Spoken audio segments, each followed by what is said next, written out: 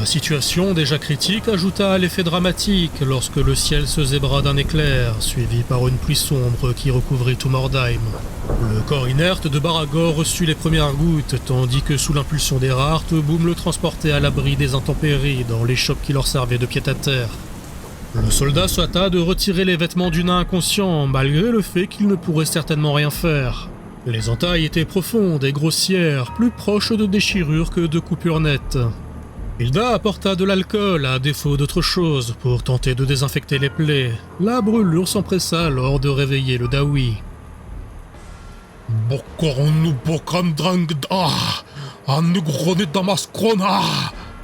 Ça y est, il délire, il va crever, c'est la fin. Ferme-la, Umgi, je suis pas encore cané. Le nain attrapa la bouteille d'alcool des mains d'Hilda et en vida le reste dans sa gorge avant de grogner de douleur. Son geste de colère, induit par la morsure cinglante de l'alcool sur ses plaies, avait prélevé son tribut sur son endurance.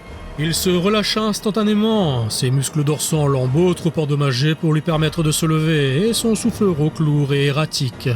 « Il ne devrait pas bouger, cet homme bête à pas raté. »« M'après prend un gros baquet, donnez-moi le livre dans ma besace au lieu de papoter. » Hilda se baissa pour fouiller sommairement dans le sac du nain, puis en retira une sorte de grimoire épais dont une plume mécanique était fixée à son dos. Elle l'observa avec curiosité avant de la porter à Baragor. Celui-ci poussa un grognement supplémentaire au moment où Erhardt s'attelait à poser des compresses sur ses blessures. « Arrête de bouger, t'as perdu beaucoup de sang et ça continue de saigner. Je me demande bien comment tu fais pour être encore en vie. Un seul de ces coups et j'en serais déjà pour mon compte. » Les Dawi sont solides, on n'est pas des Umgak. C'est marrant, plus il est dans le mal et moins on comprend ce qu'il raconte. Au fait, c'est quoi ce bouquin? C'est mon Damazokron, mon livre de rancune. C'est pour me souvenir de ceux qui me doivent quelque chose. Le groupe s'observa sans comprendre au moment où Baragor attrapait le livre pour y écrire quelques mots dans sa langue runique. Maximilian se pencha par-dessus lui pour tenter d'observer.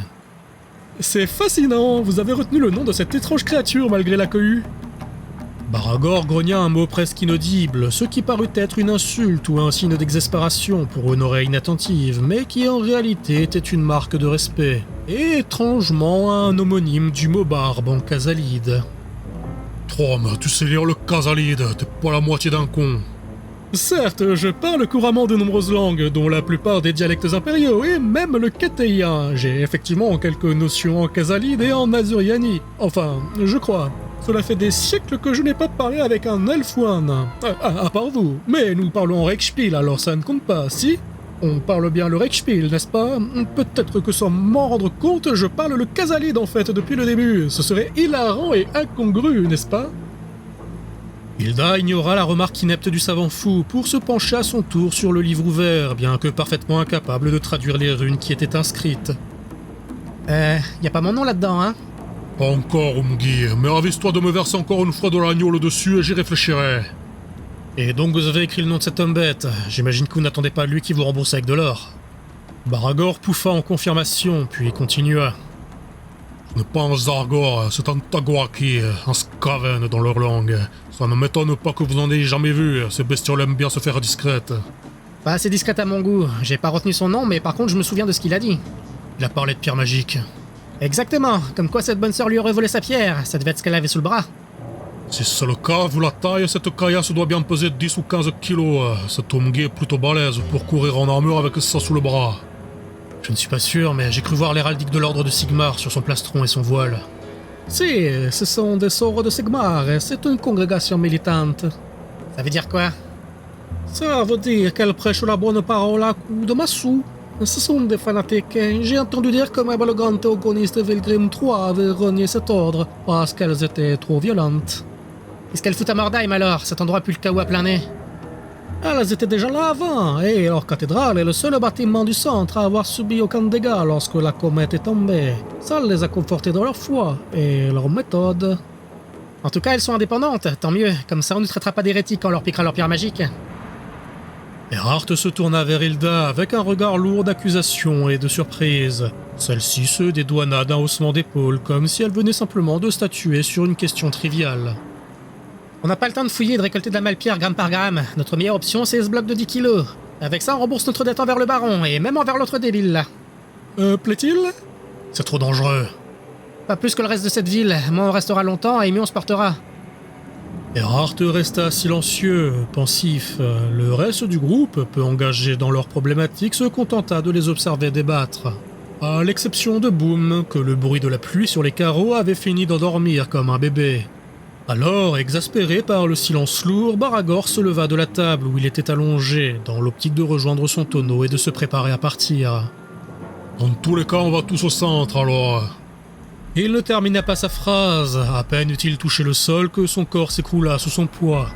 Il fut rattrapé in extremis par Erhardt, lui empêchant d'ajouter une blessure supplémentaire au total. Alors le nain grommela faiblement, son état ne lui permettant pas de mettre plus d'énergie dans sa mauvaise humeur. « Bouge pas, t'es trop faible pour voyager. »« On ne dira pas d'Andawi qu'il est trop faible pour quoi que ce soit, laisse-moi passer, Umgi. » Erhardt le relâcha et se recula. Il ne fallut qu'un seul pas au nain pour qu'il ne flanche à nouveau et ne doive se rattraper à la table pour ne pas tituber plus avant. Hilda se moqua de lui. « Moi je dis ça va, même s'il tombe il est déjà près du sol. » Luigi, qui jusque-là s'était bien gardé de commenter l'état de Baragor, se permit de réagir, non sans une pointe d'ironie. « J'ai entendu dire à Colena de creuser, mais je ne pensais pas qu'il le faisait aussi pour la propre tombe. » Baragor pesta dans sa barbe, sans doute quelconque insulte en Casalide, puis parvint tant bien que mal à se stabiliser sur ses appuis pour faire face au groupe. Ce n'était là que bravade, évidemment, mais la fierté des Dawi n'était clairement pas à sous-estimer. J'ai juste besoin de me reposer un peu, vous pas la bande dû me fatiguer. Alors on va faire une pause, au moins jusqu'à demain.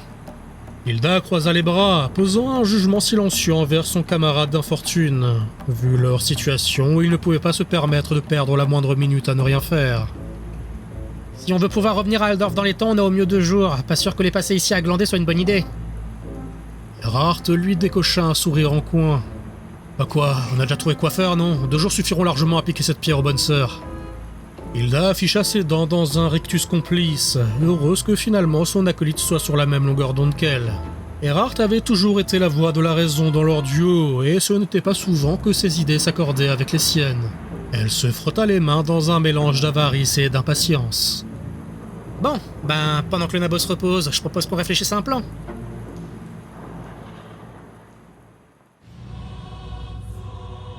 La cathédrale de Sigmar était en effervescence depuis le retour de la chanoinesse.